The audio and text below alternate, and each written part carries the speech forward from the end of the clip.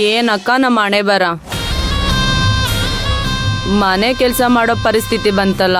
ಅದ್ರಲ್ಲೂ ಆ ಮುದ್ಕಿ ಮಾತೆತ್ತಿದ್ರೆ ಸಾಕು 108 ಕೊಂಕ್ ಮಾತಾಡ್ತಾಳೆ.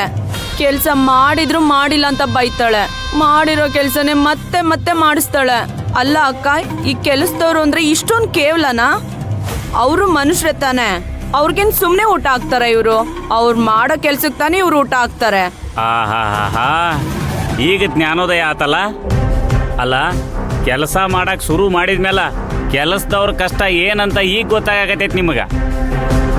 ಅದ ಪಾಪ ಶಿವಗಾಮಿ ನಮ್ಮ ಮನೆ ಕೆಲ್ಸಕ್ಕೆ ಬಂದಾಗ ಆಕಿ ಕೆಲ್ಸದ ಮೇಲೆ ಕೆಲಸ ಕೊಟ್ಟು ಮಾಡಿದ ಕೆಲಸನ ಮತ್ತೆ ಮಾಡಿಸ್ತಿದ್ರಲ್ಲ, ಅವಾಗ ಗೊತ್ತಾಗ್ಲಿಲ್ಲ ನಿಮಗ ಕೆಲಸದವ್ರ ಕಷ್ಟ ಏನು ಅಂತ.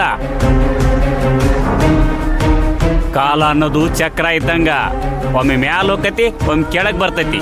ಹಂಗ ನೀವು ಮ್ಯಾಲಿದ್ದವ್ರು ಕೆಳಗ್ ಬಂದ್ರಿ, ಕೆಳಗಿದ್ದವ್ರು ಮ್ಯಾಲ ಹೋದ್ರು. ಕರ್ಮ ಅನ್ನೋದು ಯಾರನ್ನೂ ಬಿಡಂಗಿಲ್ಲ. ಅವ್ರವ್ರ ಕರ್ಮದ ಅಡಿಗೆನ ಅವ್ರವ್ರ ಊಟ ಮಾಡ್ಬೇಕು. ನೀನೊಬ್ಬ ಸುಮ್ನೆ ಕೂತ್ಕೊಳ.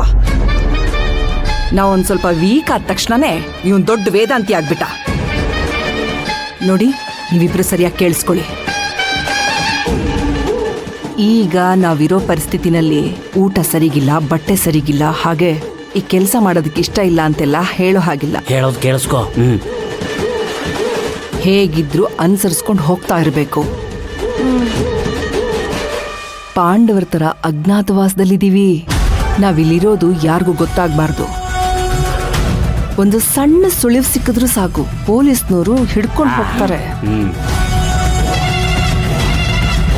ನಮಗ್ ಬೇರೆ ಕಡೆ ಸಹಾಯ ಸಿಗೋವರೆಗೂ ಈ ಮನೇಲೇ ಇರಬೇಕು. ಎಷ್ಟೇ ಕಷ್ಟ ಅವಮಾನ ಆದ್ರೂ ಸಹಿಸ್ಕೊಳ್ಳೇಬೇಕು. ಇದ್ಯಾವ ಕರ್ಮನಕ್ಕ? ನಿನಗಿರೋ ಕಾಂಟ್ಯಾಕ್ಟ್ಗೆ ಅರ್ಧ ದಿನದಲ್ಲಿ ಕೆಲಸ ಮುಗ್ದೋಗುತ್ತೆ. ನೀನ್ ಈ ಥರ ಕಾನೂನಿಗೆ ಎದ್ರುಕೊಂಡು ಬಚ್ಚಿಟ್ಕೊಳ್ತೀಯ ಅಂತ ಅನ್ಕೊಂಡಿರ್ಲಿಲ್ಲ.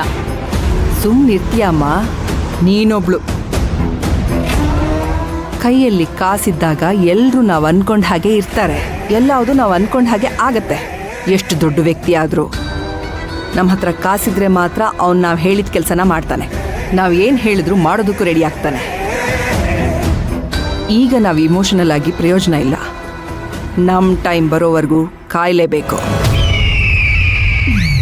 ಅಜ್ಜಿ ಬಂದ್ರು, ಕೆಲಸ ಶುರು ಮಾಡ್ರಿ. ಅಯ್ಯೋ,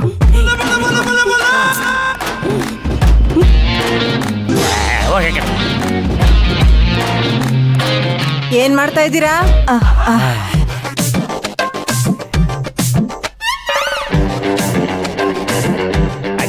ಕೆಲಸ ಮಾಡಕತ್ತೀವ್ರಿ.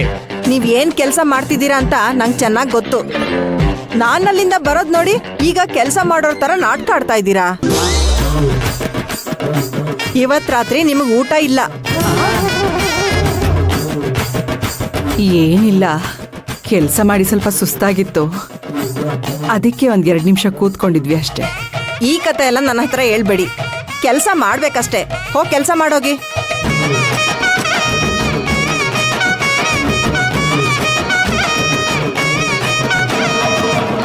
ಏಯ್, ನೀನ್ ಎಲ್ಲಿ ಹೋಗ್ತಾ ಇದೀಯಾ? ಅದು ಅಡಿಗೆ ಮನೆ ಕೆಲಸ ಮಾಡಕ್ ಹೊಂಟೇನ್ರಿ. ನೀನ್ ಏನು ಅಡ್ಗೆ ಮನೇಲಿ ಕೆಲಸ ಮಾಡೋದ್ ಬೇಕಾಗಿಲ್ಲ. ಮೇಲ್ಗಡೆ ಹೋಗಿ ಎಲ್ಲಾ ಪಾಟ್ಗಳಿಗೂ ನೀರ್ ಹಾಕು, ಆಯ್ತಾ? ಪಾಟಿಗೆ ನೀರ್ ಹಾಕ್ಬೇಕು. ಅವರ ಅಲ್ಲಿ ಗುಡುಗು ಸಿಡ್ಲು ಬರಾಕತ್ತೈತಿ. ಇನ್ನೇನು ಮಳೆ ಬಂದ್ರು ಬರ್ಬೋದ್ರಿ. ಮಳೆ ಬಂದ್ರು ಪರವಾಗಿಲ್ಲ, ಛತ್ರಿ ಹಿಡ್ಕೊಂಡ್ ನೀರ್ ಹಾಕು. ಹೋಗೋ. ಛತ್ರಿ ಹಿಡ್ಕೊಂಡ್ ನೀರು ಆತ್ರಿ, ಹಾಕ್ತೀನ್ರಿ.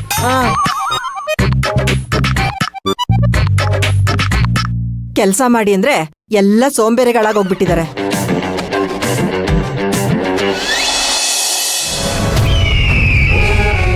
ರಜನಿ, ಅಮ್ಮ ರಜನಿ, ಏನ್ ಮಾಡ್ತಿದ್ಯಮ್ಮ? ರಜನಿ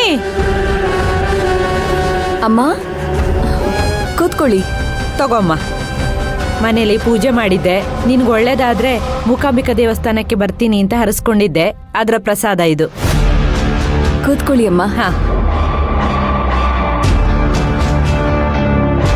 ಅದ್ಯಾವ ಜನ್ಮದಲ್ಲಿ ಬಿಟ್ಟು ಹೋಗಿರೋ ಸಂಬಂಧನೋ ಗೊತ್ತಿಲ್ಲ ಅಮ್ಮ. ತಾಯಿ ಇಲ್ದೇ ಇರೋ ನನಗೆ ತಾಯಿ ಹಾಗೆ ಸಿಕ್ಕಿದ್ದೀರಾ. ಅಯ್ಯೋ, ತಾಯಿ ತರ ಏನಮ್ಮ, ತಾಯಿಂತಾನೆ ಅನ್ಕೋ. ಹೌದು, ಹೇಗಿದೀಯಾ? ನಿನಗೆ ಇಬ್ರು ತಮ್ಮಂದ್ರಿದಾರಂತಲ್ಲ, ಅವರೆಲ್ಲ ಏನ್ ಮಾಡ್ತಿದ್ದಾರೆ? ಎಲ್ಲಿದ್ದಾರೆ? ಚಿಕ್ಕವನು ಸತ್ಯ ಅಂತ ಕಾಲೇಜ್ಗೆ ಹೋಗ್ತಾ ಇದ್ದಾನೆ. ಪಕ್ಕದಲ್ಲೇ PG ಇದೆ, ಅಲ್ಲೇ ಇರ್ತಾನವನು. ಅವಾಗ ಬಂದ್ ಹೋಗ್ತಾ ಇರ್ತಾನೆ. ದೊಡ್ಡೋನ್ ಹೆಸರು ಸ್ಯಾಂಡಿ ಅಂತ. ಓದ್ ಮುಗಿಸಿದಾನೆ, ಏನು ಕೆಲಸ ಮಾಡಲ್ಲ. ಪೋಲೆ ಹುಡುಗರು ಸವಾಸ ಮಾಡಿ ದಾರಿ ತಪ್ಪೋಗಿದ್ದಾನೆ.